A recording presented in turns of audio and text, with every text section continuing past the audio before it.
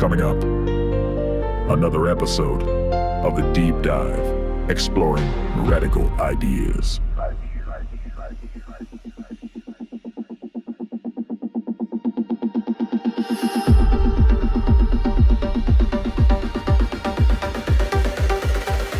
A podcast produced by Bob Rash.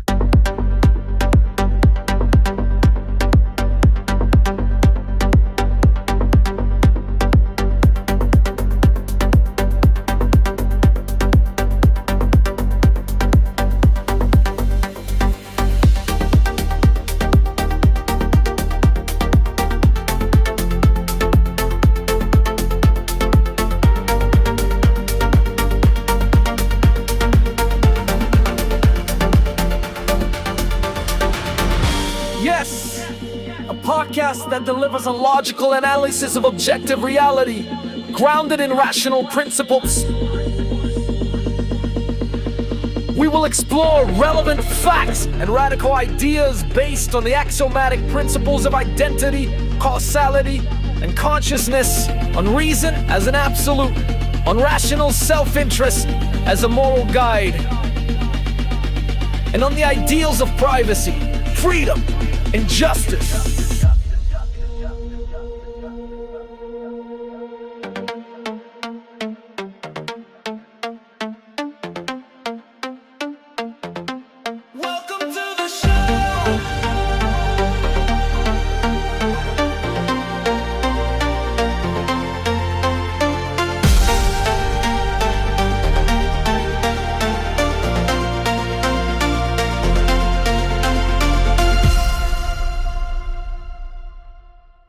Okay, let's unpack this. You know, sometimes we look at historical events and we think we understand the what, who, what, when, where. But what if we told you there's a deeper why that goes beyond just facts and figures? A way of thinking, maybe even a fundamental pathology that can subtly shape entire societies, influence policy, and, well, dictate how people interact. Indeed. Today we're embarking on a deep dive into the complex and frankly often painful history of anti-Semitism in Brazil. But our mission isn't just to chronicle events, Drawing from a truly thought-provoking analysis by Roberto Rechevsky, we're going to explore what he calls the psycho-epistemological underpinnings of this prejudice. So we'll look at not just what happened, but why certain patterns emerge, what they reveal about the human mind's susceptibility to ideology, and crucially, how these deeply ingrained psychological distortions can actually manifest in historical reality. It's about understanding the mental landscape, really, where these historical events take root and sadly flourish. That's where it truly gets interesting for us. We're moving beyond simple cause and effect here. We want to try and uncover the intellectual and emotional architecture of prejudice. So get ready to challenge some perhaps deeply held assumptions and gain a truly holistic understanding of this deeply significant and often misunderstood topic. This isn't just a dive into history. It's a profound exploration of the human psyche. Let's kick off our journey right at the very beginning then, the birth of Brazil as a colony. You might instinctively link anti-Semitism to, 20th century European movements, right? But as Roberto Rechevsky's analysis makes crystal clear, its shadow stretched all the way to the shores of the New World from the very first moments. The seeds of this prejudice, they literally arrived with the very first ships. That's such a crucial starting point. You see, when Pedro Alvarez Cabral arrived in what would become Brazil in 1500, Portugal itself was already gripped by the terror of the Inquisition. And this wasn't some distant, abstract religious thing. It was a pervasive, brutal system of persecution. It profoundly shaped Portuguese society, and therefore it directly impacted who came to Brazil and under what circumstances they came. During this period, many Jews in Portugal had been forcibly converted to Catholicism, becoming what were known as Cristãos Novos, new Christians.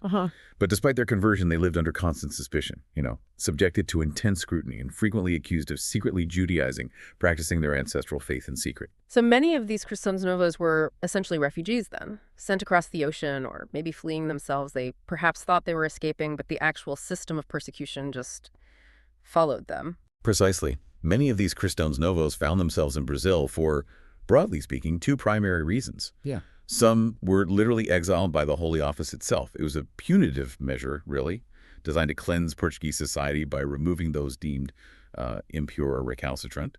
Others came as desperate refugees, seeking any port in a storm, hoping that the vast distance of the New World might offer some kind of sanctuary from the fear, the arbitrary accusations, the brutal persecution they faced back home. However, as you rightly point out, the arm of the Inquisition was incredibly long, its influence far-reaching. The Tribunal of the Holy Office swiftly extended its reach right into the burgeoning Brazilian captaincies. Wow. So no escape, really. Not really. It meant that even in this nascent colony, Cristãos Novos continued to live under the same constant threat they had desperately hoped to escape. Historical records, they detail numerous denunciations, arrests, even public executions of individuals accused of secretly Judaizing. This immediately created a pervasive environment of fear and suspicion. It effectively transplanted the deeply rooted ideological framework of religious intolerance from the old world to the new. And it's a stark illustration, isn't it, of how a particular cognitive pathology, as Rokowski might describe it, a mind predisposed to suspicion, and a rigid tribal worldview can just travel across continents and impose its distorted reality on new societies. Amidst this rather bleak beginning, though, there was a moment, wasn't there? A short but incredibly significant window where things were dramatically different. A kind of mini renaissance for Jewish life, surprisingly, during the Dutch period in Pernambuco. Tell us about that unexpected turning point. Absolutely. The 17th century offered a brief but incredibly significant respite from this relentless persecution. During Dutch rule in Pernambuco from 1630 to 1654, Jewish life didn't just, exist, it truly flourished. It was a remarkable period where a different mindset, one based more on religious tolerance and, frankly, commercial pragmatism, momentarily prevailed. Pragmatism, okay. Yeah. And the most iconic symbol of this era was the founding of the first Jewish temple in the Americas, the Kahal Zir Israel, right there in Recife. Under Dutch administration, the Jewish community in Pernambuco enjoyed a level of religious and cultural freedom that was, virtually unheard of in other parts of the Portuguese or Spanish-controlled Americas at the time. They built a vibrant, self-governing community, openly practiced their faith, engaged vigorously in trade, and contributed significantly to the region's economy and culture. It was a genuine beacon of light, really, a testament to what's possible when that tribal collectivism that often fuels prejudice is temporarily set aside in favor of a more open, more individualistic approach. That sounds like a fascinating, almost utopian period, relatively speaking, but obviously it didn't last. What happened when the Portuguese returned? What became of that thriving community? Unfortunately, this golden age of relative freedom was short-lived. With the Portuguese recapture of Pernambuco in 1654, the Inquisition's dark influence returned with, full force. The flourishing Jewish community was abruptly dissolved. Faced with renewed and intense persecution, many of its members had no choice but to embark on yet another arduous journey, migrating once more. Again. Oh, dear. Again, they dispersed across the Americas, with many finding new homes in the Caribbean or North America. And in a fascinating twist of history, these refugees from Brazil actually played a pivotal role in establishing new Jewish communities elsewhere, including the very first Jewish community in North America, right there in New York. No kidding. From Brazil to New York. Yes. It's a powerful example of how communities, when forced to flee due to ideological oppression, often become pioneers elsewhere, planting the seeds for new beginnings. It highlights the resilience of the human spirit, definitely, but also the enduring destructive power of prejudice. So after the Dutch left, things reverted to the old persecutory ways. But then a new force emerged in the 18th century, the Enlightenment.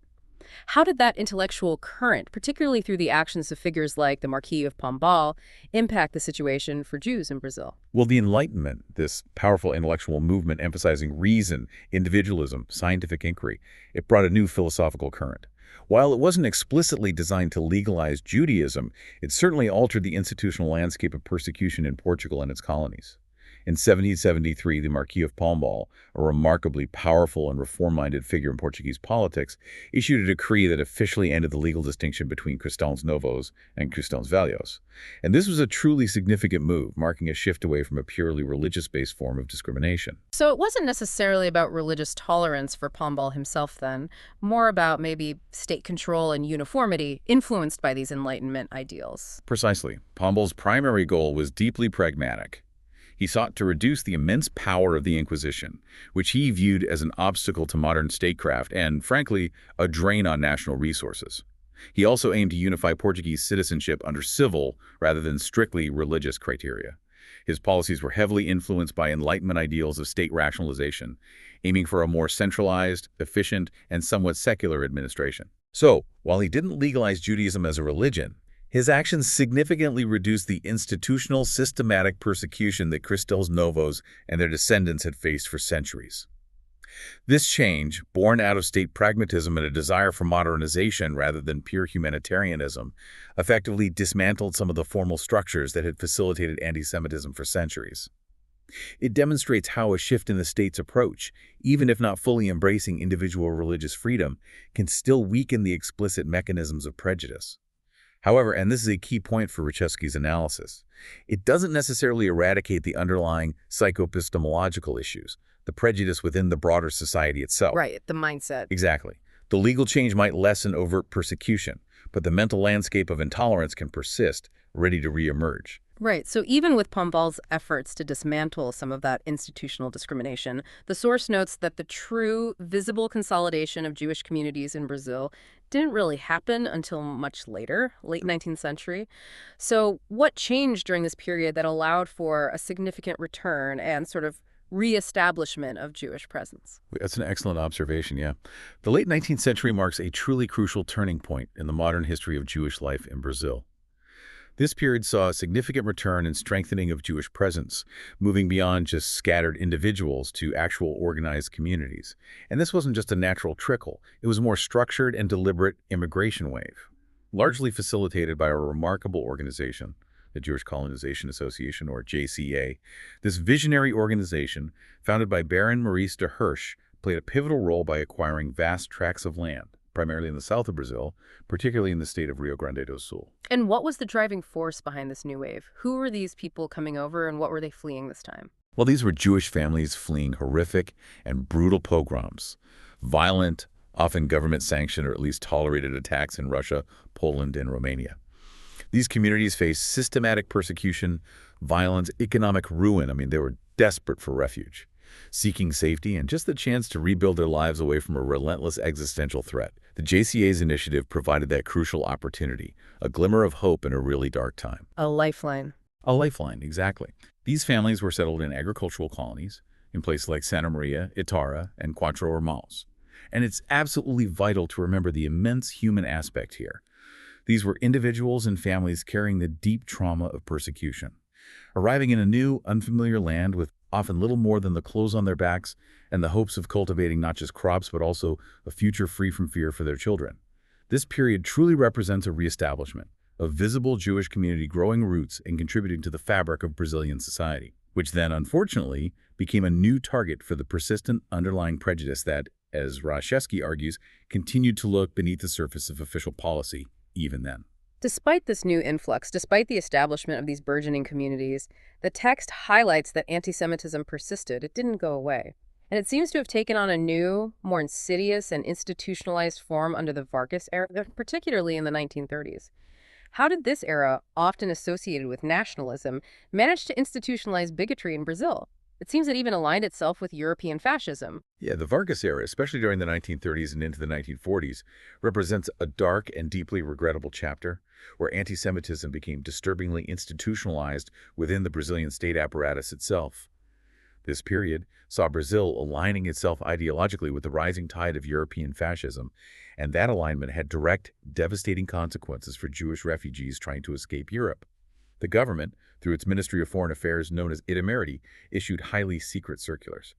These explicitly prohibited the issuance of visas to Jews. Secretly, wow. Yes, secret internal directives. This wasn't merely passive discrimination or some subtle discouragement. It was an active, codified policy deliberately enforced, even as the horrific realities of the Holocaust were becoming undeniable in Europe. It stands as a chilling example of how a nation's internal ideological leanings in this case, a blend of nationalism, authoritarianism, and yes, anti-Semitic sentiment can manifest in profound human rights abuses on an international scale, effectively becoming complicit in a genocide through, well, administrative means, bureaucratic cruelty. And there's a particularly infamous, agonizing incident that truly highlights the cruelty and direct human cost of this policy, isn't there? The story of the SS St. Louis. Yes, the Vergonhoso, the shameful episode of the SS St. Louis in 1939, is a painful and enduring reminder of this institutionalized cruelty and, frankly, profound lack of empathy. This ship carried over 900 Jewish refugees, predominantly from Germany, desperately seeking asylum from Nazi persecution. They had valid visas for various South American countries, including Brazil, but these were retroactively and basically fraudulently revoked upon their arrival. They got there and were told no. Essentially, yes. Brazil, like many other nations at the time, tragically, refused to accept them, turning them away from its shores. These individuals, having come so agonizingly close to safety, were forced to return to Europe, where many, tragically, perished in the Holocaust. It raises an incredibly important and chilling question for us to consider, one that Reshevsky's work really compels us to ask. How can a nation, supposedly a beacon of hope for immigrants, turn its back on such desperate pleas for survival, knowingly sending people effectively to their deaths? It's just unthinkable. It demonstrates the profound ideological distortion that was at play, where the cognitive pathology Reshevsky discusses in this case, a deeply rooted fascistic collectivist mindset, completely superseded basic human empathy, international responsibility, and any claim to moral uprightness. It was a conscious choice born of prejudice. And there's an even more personal and starkly heartbreaking example that really brings this institutional anti-Semitism to life, making it incredibly visceral. The case of Olga Benario Prestes. Olga's story. Yes, it's tragic and deeply disturbing. It illustrates just how profoundly entrenched this institutional anti-Semitism became, and it demonstrates the Vargas regime's chilling collaboration, really, with the Third Reich. Olga was a German Jewish communist. In 1936, despite widespread international appeals and her obvious vulnerability, the Vargas government, in an act of profound moral depravity, deported her directly to Nazi Germany. Deported her to Nazi Germany. Directly to them. And what makes this even more horrific is that she was pregnant at the time, facing imminent death in a Nazi concentration camp. She actually gave birth in prison and was later murdered in a gas chamber. This wasn't merely indifference. It was an act of ideological alignment, a willingness to prioritize political expedience and shared anti-Semitic tendencies over human life and dignity, even for a woman and her unborn child. It's an unequivocal example of the profound moral inversion that can occur when a society is gripped by what our source calls a degenerative disease of ideology, where human lives just become expendable for a perceived political gain or to satisfy a deep-seated prejudice. It shows the devastating consequences when reason and empathy are just overridden by a warped worldview. But even in the darkest times, as you mentioned with the Dutch period, there are always individuals who defy the tide, who stand for what's right. The text points to such a person, a diplomat who offered a crucial counter-narrative to the systemic evil we've just discussed. Someone who perhaps exemplifies that extraordinary individual effort Reshevsky talks about later. Absolutely. Amidst the pervasive darkness of the Vargas era and the horrors of the Holocaust, the actions of Brazilian diplomat Luiz Martins de Souza Dantas shine as a true beacon of hope and moral courage. As the ambassador in occupied France between 1940 and 1942, Dantas undertook extraordinary measures, in direct defiance of the explicit and highly restrictive orders from Itameriti, the very institution that had issued those secret circulars we discussed. He courageously granted hundreds of visas to Jews and other political refugees. These were literally life-saving documents for individuals trapped in Nazi-occupied Europe. He just ignored the orders. He ignored the orders. His act of defiance, driven purely by humanitarian concern, saved countless lives, a profound testament to his individual moral strength and unwavering humanity. However, his bravery came at a significant personal cost. He faced severe reprimands, disciplinary action, administrative processes from his own government for exceeding his authority, for going against official policy. So he was punished for doing the right thing. He was. It wasn't until many decades later, long after his death, that his extraordinary efforts were finally recognized, when he was posthumously honored as righteous among the nations by Yad Vashem in Israel. His story is such a crucial reminder that while institutions and even entire governments can be corrupted by toxic ideologies and a cognitive pathology, the individual capacity for courage, compassion, and upholding universal human values can still stand against systemic evil. It offers a profound contrast to that primacy of consciousness idea we'll discuss later, where reality is dictated by whim and desire. He chose reality and human good over ideological dictates. So we move from that direct institutional persecution, like the visa denials and deportations, to a more nuanced, but still, as the source argues, very potent form of prejudice. The text talks about how anti-Semitism morphed, or perhaps found a new expression, in anti-Zionism, a critique of the state of Israel itself. How did this transformation play out during the military dictatorship in Brazil? That was a period marked by its own complex ideological leanings and strategic interests, wasn't it? That's a critical shift, yes, in the history of anti-Semitism's manifestation in Brazil. During the military dictatorship, which ran from the mid-60s to the mid-80s, Brazil's relationship with Israel wasn't monolithic at all. It fluctuated significantly, heavily influenced by shifting strategic interests, particularly Brazil's growing diplomatic and economic ties with Arab nations and its pursuit of a more, let's say, independent foreign policy on the international stage. While there were certainly moments of pragmatic proximity, particularly during the Medici and Geisel governments, where you saw arms sales and other collaborations occur, the prevailing trend in international forums showed a clear shift. A shift away from Israel. A shift in Brazil's voting patterns, yes. Brazil frequently voted against Israel in various international bodies, signaling a departure from previous, perhaps more neutral positions.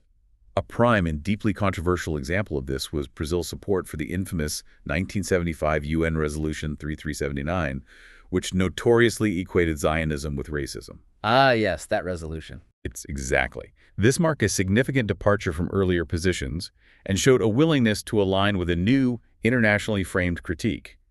A critique that, as Rachowski's source argues, served as a new, perhaps more palatable vehicle for underlying anti-Semitic sentiments, moving beyond the overt religious or racial prejudice of earlier eras to a more, let's say, politically sophisticated form. And then moving into more recent times, particularly under the Petista governments of Lula and Dilma, the text describes a stance that is, frankly, anti-Zionist. What does that mean in practice, according to the source? And what are the implications of this shift from the author's perspective?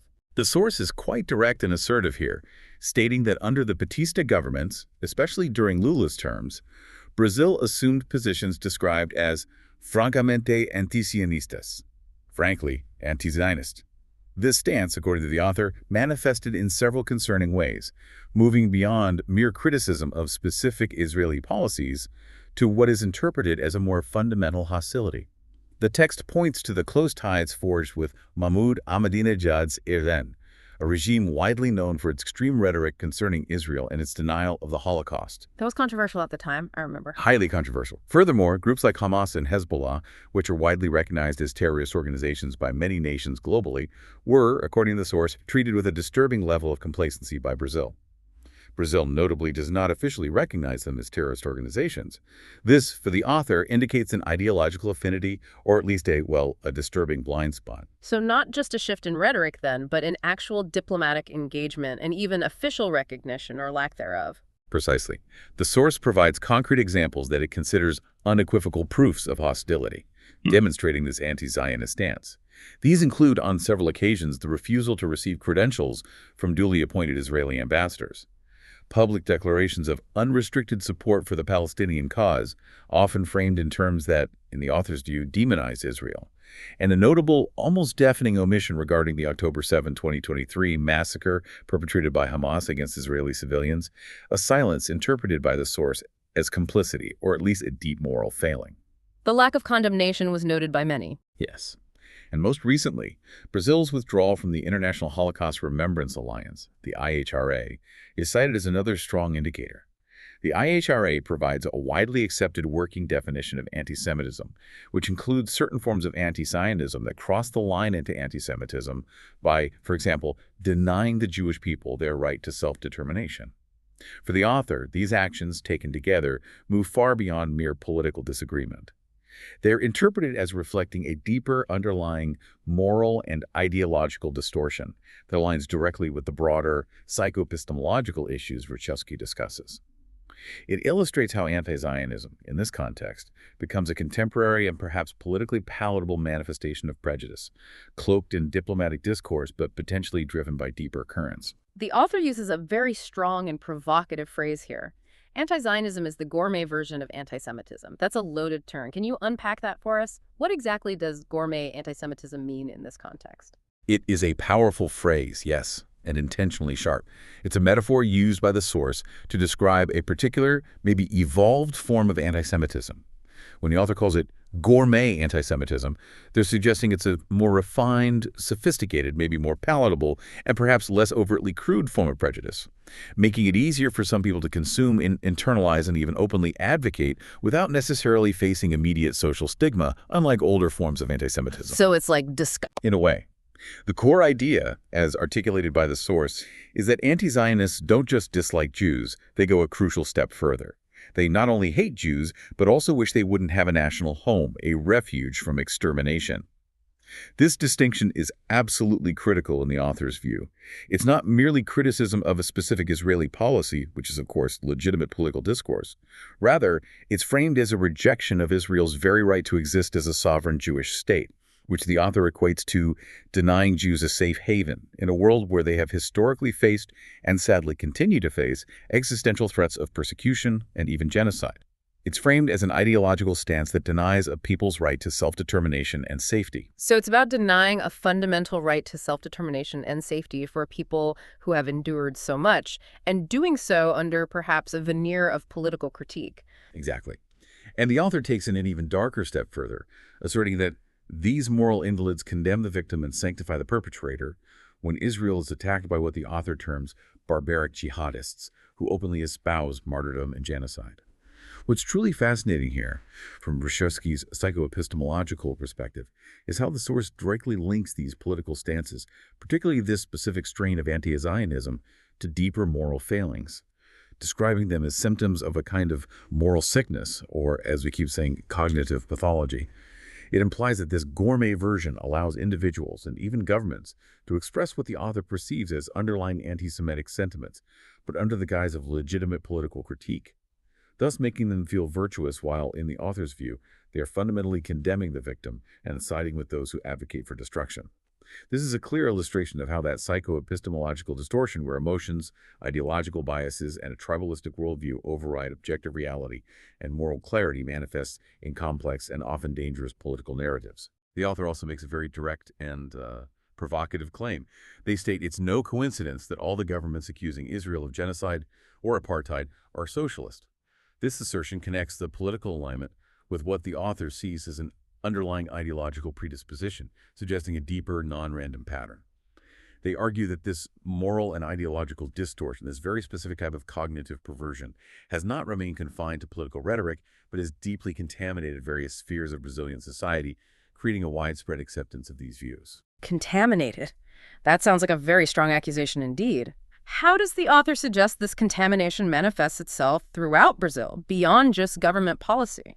Well, the source claims this contamination is spread throughout significant segments of the Brazilian government, the mainstream press, various levels of academia, and the cultural spheres. The result, according to the author, is that many individuals within these sectors not only adopt these views, but feel a profound sense of virtue by demonizing Israel, and conversely, exalting what the author calls the enemies of civilization. How would that look in practice? For example, in the press, this might manifest in consistently framing events in the Middle East through an exclusively anti-Israel lens, perhaps omitting context or amplifying narratives that align with this anti-Zionist ideology. In academia, it could lead to the promotion of specific, highly critical frameworks of Israel studies, or even calls for academic boycotts under the guise of human rights. In cultural spheres, artists or institutions might align themselves with movements that implicitly or explicitly deny Israel's right to exist. This, for the author, points to a pervasive environment where a particular ideological lens distorts perception, making it seem morally commendable to adopt what the source considers a prejudiced and deeply flawed stance. This is where the psychoepistemological argument becomes very apparent. It's not just about differing opinions or policy critiques, but about a perceived mental and moral perversion where individuals believe they are acting virtuously while embodying a deep-seated gourmet prejudice. And the author even extends this critique to national Jewish entities within Brazil itself, suggesting they played a role in this contamination, or at least its normalization. How so? Yes, the source pulls no punches and doesn't spare anyone from critique, including, controversially, the connivente or perhaps complicit role of national Jewish entities within Brazil. The author suggests that these organizations, either by pragmatism, perhaps seeking to maintain good relations with the government in power, or by ideology, maybe sharing some of the progressive leanings of the government, chose to appease and relativize this growing prejudice, rather than directly confronting the power structures expressing these views. So accommodating it rather than challenging it. That's the argument presented. The text even highlights that many of these Jewish leaders publicly declared that Lula was not anti-Semitic, an opinion which the source argues was resoundingly disproven by facts and by the repetition of the actions we just discussed. This criticism underscores the author's central argument that a fundamental cognitive and moral distortion has infiltrated various levels of society, making it difficult even for those directly affected by prejudice to clearly identify, name, and confront it, thus allowing it to spread and become normalized. It's a challenging internal critique, arguing that even the victims of prejudice can, inadvertently or otherwise, contribute to its persistence by not standing firm against its more subtle manifestations. Okay, so what does this all mean? We've explored the historical facts, the institutional actions, the political shifts, from the Inquisition to modern anti-Zionism. But the author, Rachowski, goes much deeper into what he calls a psycho-epistemological source. This is where we get to the core of why this kind of prejudice might arise, regardless of the specific historical context or target. Precisely. Roberto Rachowski argues that seemingly disparate prejudices, anti-Semitism, anti-Zionism, anti-capitalism, anti-Americanism, anti-enlightenment, anti-liberalism, even anti-civilization itself often share a common psycho-epistemological source. It's not a mere coincidence, according to the author, that these different anti-movements frequently go hand in hand or find common ground. That fundamental common source is identified as tribal collectivism. Tribal collectivism, what does that mean exactly? It's a deeply ingrained, almost primal way of seeing the world, where allegiance to a group, a tribe, a nation, an ideology overrides individual reason, individual rights, and the objective reality of facts. It inherently creates an us versus them mentality, where the group identity and loyalty become paramount. And anything external to that group, any other, is viewed with suspicion, hostility, or outright hatred. This us versus them framework can then be readily applied to various external targets, whether it's a specific ethnic group like Jews, an economic system like capitalism, a rival nation like America, or a set of philosophical ideals like liberalism that challenge the collective's perceived purity or dominance. The author goes on to make an incredibly strong and provocative assertion, describing socialism, whether in its communist or fascist variant, as a degenerative disease. This isn't just a political criticism from Rachowski's perspective. It's presented as a profound diagnosis of a fundamental cognitive and moral malfunction. He argues that this disease effectively destroys the capacity to perceive reality as it is, creating a kind of psychological blindness that prevents individuals from seeing objective truth. Furthermore, he contends that it perverts and corrupts the mind to such an extent that it allows for the insidious inversion of moral values, making what is clearly good appear evil, and vice versa. Like a mental fog, you said earlier. Exactly. Think of it like a mental fog that distorts everything, turning light into shadow and shadow into light. So it's not just a political ideology in this view, but a kind of cognitive pathology that profoundly affects how one processes and even actively distorts reality itself. Exactly. Rachowski explains this further as a cognitive pathology, where emotions and desires are given absolute primacy. They were allowed to predominate over reason and facts. This means that instead of evaluating situations, people, or policies based on empirical evidence and logical thought, individuals operating under this pathology function primarily from their deeply ingrained feelings, their preconceived biases, their ideological commitments. This fundamentally distorts their perception of the world. It makes reality secondary to belief. It raises an incredibly important and challenging question for us to ponder, one that cuts to the core of Rachowski's work. How does one differentiate between holding strong political or social beliefs, which is, a normal and healthy part of a democratic society, and experiencing a genuine distortion of reality, a true cognitive pathology that actively precludes objective reasoning and moral clarity? The author suggests that this is the hallmark of the deeper problem, when an ideology becomes an all-encompassing substitute for objective reality, leading to a profound and dangerous disconnect from facts, from human empathy, and from universal values. And within this cognitive pathology, the author identifies specific neuroses that serve as aggravating fuels for these prejudices.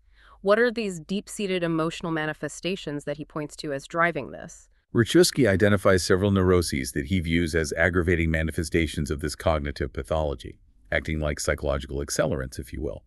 These include envy, that feeling of discontented or resentful longing aroused by someone else's possessions, qualities, or luck.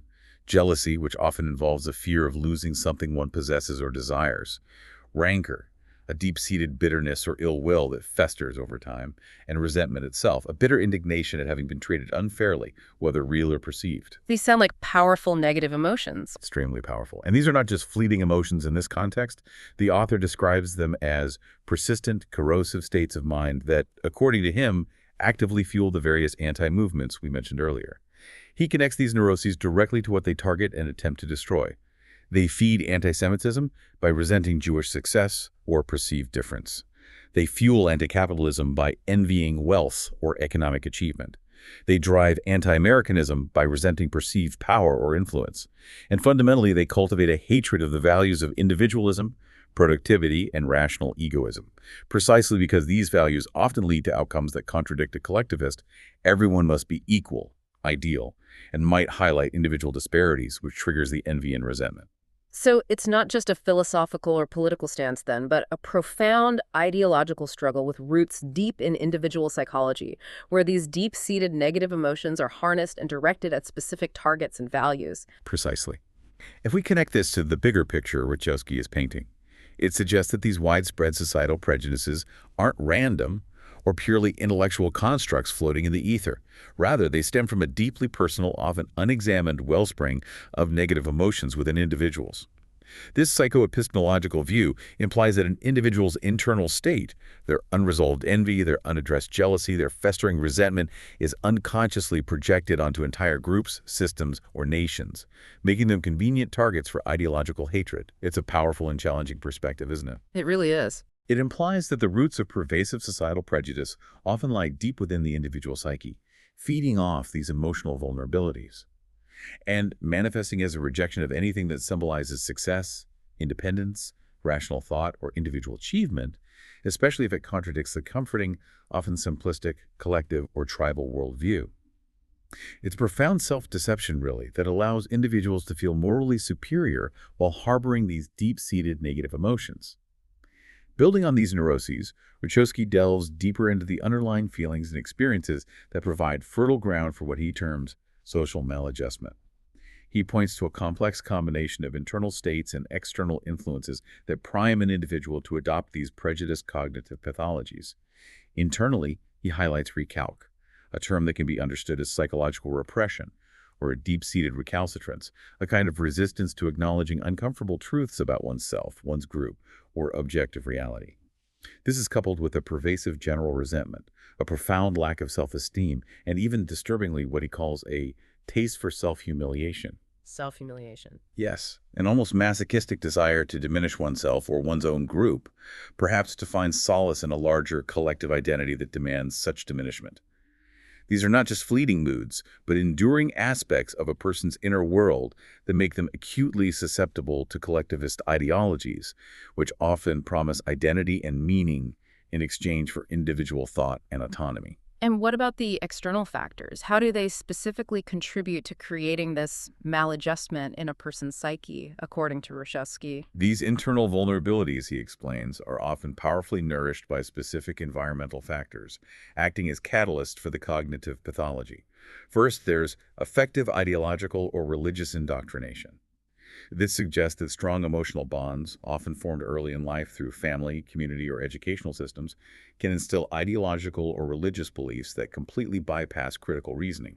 Instead, these beliefs are absorbed through emotion, through affection, making them incredibly resistant to factual challenge later on. Learned through feeling, not thinking. Essentially.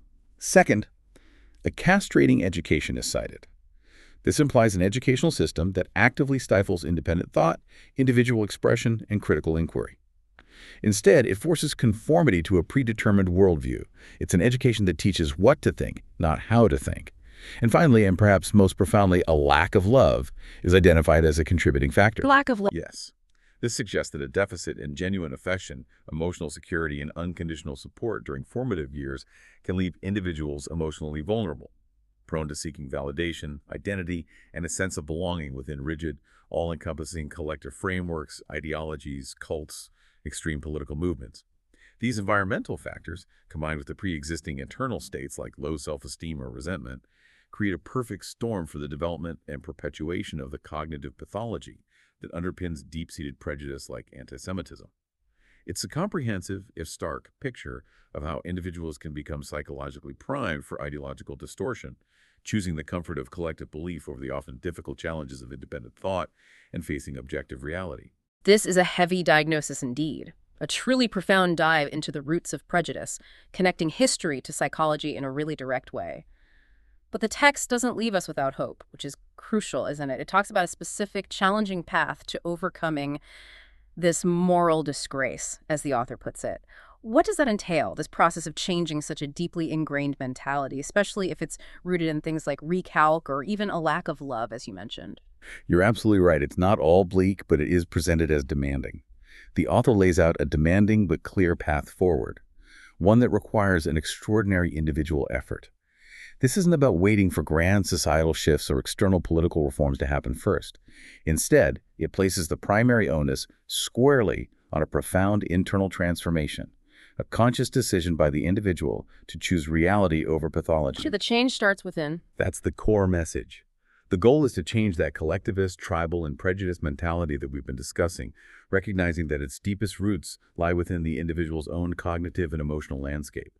It fundamentally challenges the idea that change comes only from external forces. Instead, it places the burden and, importantly, the power of transformation squarely on personal responsibility and conscious, deliberate effort. This extraordinary individual effort hinges on what Reshevsky calls a cognitive effort, which he breaks down into two crucial continuous parts. The first is introspection. And this isn't just casual self-reflection, navel-gazing. It involves continuous, rigorous exercises designed to identify values, beliefs, and deeply ingrained biases that are often stored in the subconscious. It's about peeling back layers of learned assumptions, unexamined emotional responses, and inherited ideologies to truly understand why you believe what you believe and where those beliefs truly come from. Are they based on reason and fact, or on unexamined feelings, external indoctrination, or even those unresolved neuroses like envy or resentment? So really looking inward to understand your own programming, so to speak, to see if it actually aligns with reality. Exactly. And the second crucial part is extrospection. This is about consciously acquiring objectivity in analyzing facts and the individuals within one's circle of relationships and indeed the world at large. It means actively setting aside preconceived notions, emotional reactions, and tribal loyalties to see reality as it truly is, rather than as your biases or desires might want it to be. Seeing things as they are, not as you wish they were. Precisely. If you're encountering information, the goal is to assess it based on evidence, not on how it makes you feel or whether it confirms your existing worldview. The ultimate objective of this combined cognitive effort through both rigorous introspection and objective extrospection is to focus the mind on reality.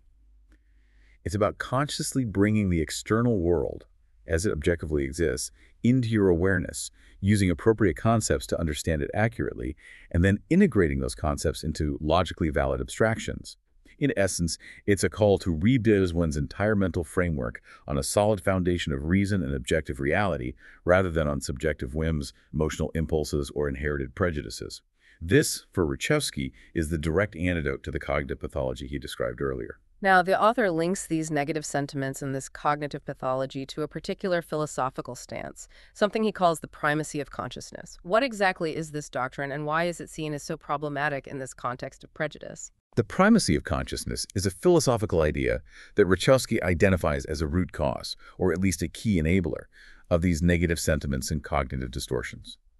It's the belief that the world is primarily formed, or even perhaps created, from subjective beliefs, whims, and desires. In this view, objective reality isn't independent and external. Instead, it's seen as something molded and shaped by what an individual or a collective wants or feels to be true. This stands in stark contrast to what Reshevsky champions as the primacy of existence, which holds that reality exists independently of our consciousness, and our job, our consciousness's job, should be to strive to perceive and conform to that objective reality. So it's essentially elevating subjective feelings, desires, and maybe ideological wishes above objective, verifiable facts. My feelings create reality. Precisely. And the author argues that this doctrine, this way of thinking, is deeply impregnated with arrogance, pride, and ignorance. This isn't presented as some neutral philosophical position. It's seen as inherently flawed and profoundly damaging.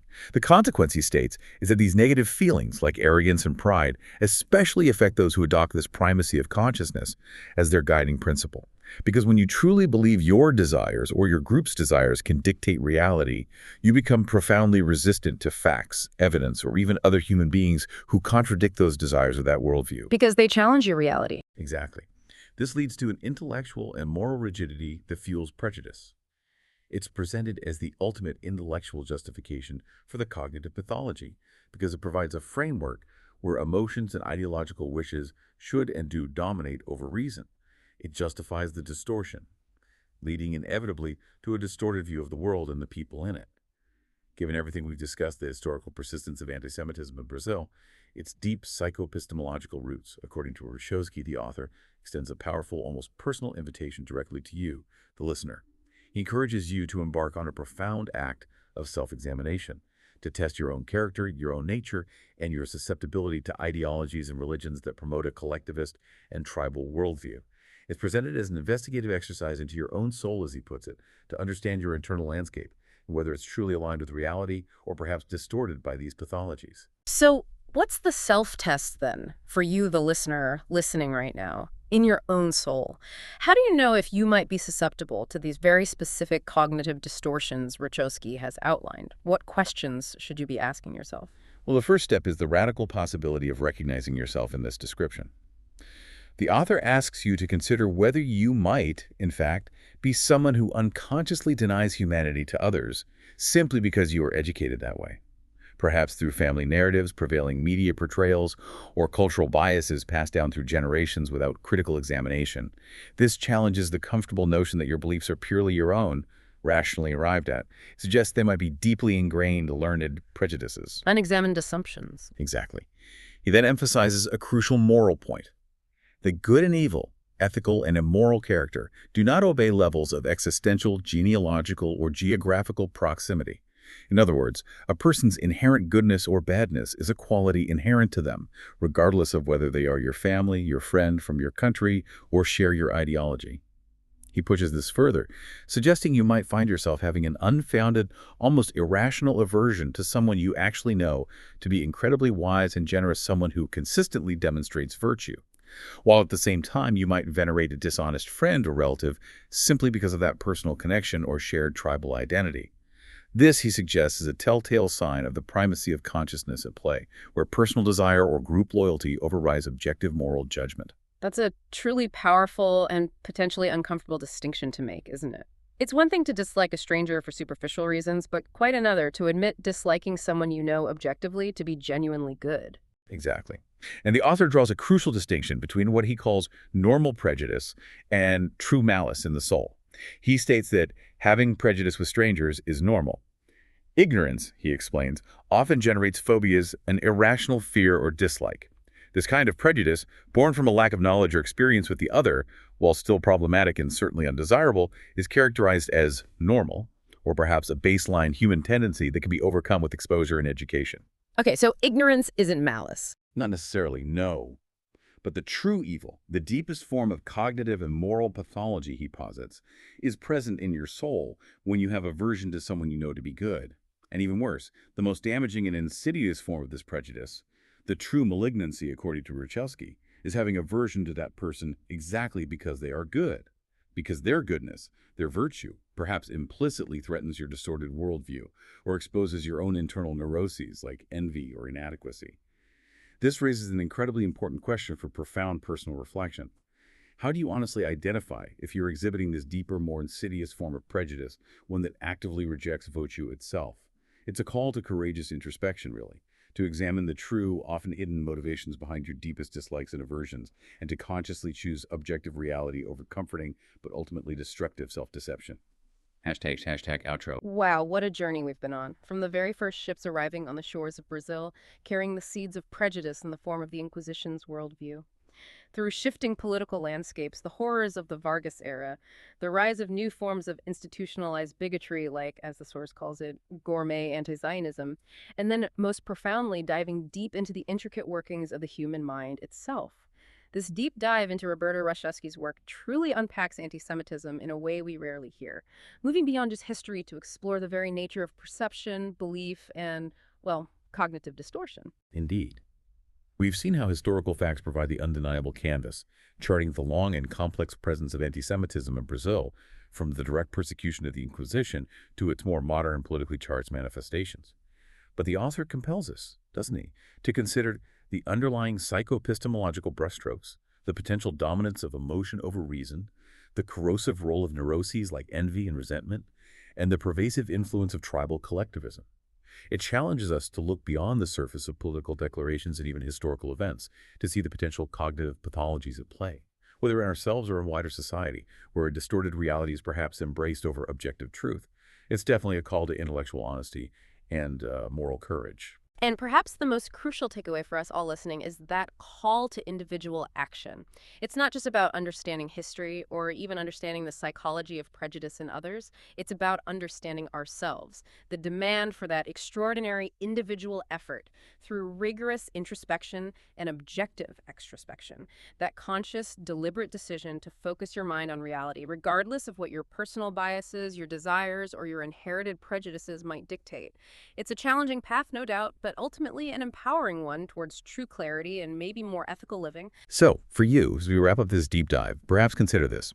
In a world absolutely inundated with information, conflicting narratives, and increasingly strong, often polarized opinions, how rigorously do you apply introspection to your own deeply held beliefs, especially those beliefs that trigger strong emotional responses in you? And how consistently do you apply extrospection to objectively analyze the facts and individuals you encounter, striving to see reality as it truly is, rather than as your desires or tribal loyalties might wish it to be? What might you discover about the true origins of your own aversions, your own deepest dislikes, if you were truly honest with yourself? And perhaps, more profoundly, what does it truly mean to recognize someone as good and then, crucially, not reject them for that very reason? Food for thought indeed. Join us next time on The Deep Dives, where we'll continue to unpack complex topics and bring you surprising facts and profound insights to help you stay truly well-informed. That's a wrap for this episode of The Deep Dive, exploring radical ideas, grounded in reality, driven by reason, built on self-esteem, rational self-interest, and laissez-faire capitalism, produced by Bob Rash. We'll be back next week. Until then, stay curious, stay free.